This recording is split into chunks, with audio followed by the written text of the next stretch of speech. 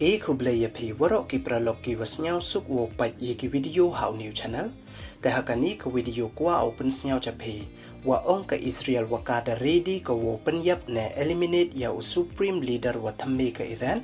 lada ebor u Donald Trump yaka ta chwa wo sdangi lada ampwe mu depu subscribe your new channels nya bai subscribe we kanyon how to bell wa mai tu kanang wa yok ten cho cho phu yo ki video wa thamme ta ton sdangi u defense minister ka Israel u Israel Cats da ong u waka Jerusalem da man ko ko pen khre wo teng biang ya kathma waka Iran da ong u le waka Israel kwa ko open kut ya ka pateng ki khamane we ida wom pu em u attack ko le to wadang yang he ko ya ka green light namo ka permission na u Donald Trump mar ya yo bor ko na u Donald Trump u target ko ya u supreme leader u much taba khamane deilang waki energy side ka Iran Tedes nyau tho I waka Israel kwa ko open yap ya supreme leader ka Iran. We nadu wadep ka US Israel wo strike ya ka Iran. U supreme leader yong kampu em unang u hado ka nile. Da ong waka wi ka kajat u da cha sumar ko la lisin. We boy daw hap ka liang ki ya ka da ka artificial.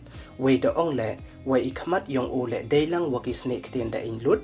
We kamte, boy daw duk ki ule da ka plastic surgery. Tedes nyau tho I wada chitom jor bhau we neite idaw ini wadep da bon bhaki wa ong wa made wa tipla tipluti ne tibuj u wa kamon u penyap ya Donald Trump te da penyap u nei bha chrai bha u ya Donald Trump we he yato we ong ka Israel wa kaman ko ko wa pen khre wo sdang biang ya kathma nin kasngi ka Ministry of Defense yong ka da order ko yikitiar thma wa chong dor kam wa ars pa $1 million ne kam wa 6000 pras pa prapawi crore da ka poisa India na ka wi ka company wa tip kam ka elbit system ka Israel da ong ko le wa ki Israel Defense Force ne IDF da man ki wa pen khre wo defense we wo attack we ki target le da de bo chwa ko we wadang yang he ko wo ebor u Donald Trump yaka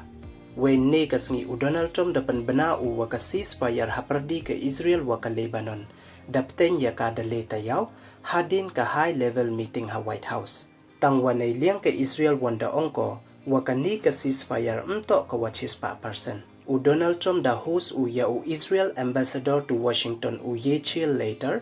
wa u Lebanese ambassador to the US u Nada Mowat haka Oval Office na ibenta iyaklam yasuk ka Israel wa ka Lebanon haka sen wa ar. Tadu kini don hiki wa kwa open snyaw chapi, ye subscribe wa like yiki video, kanang wa yok ten cho cho piu yo yiki video wa tami kublay chibon.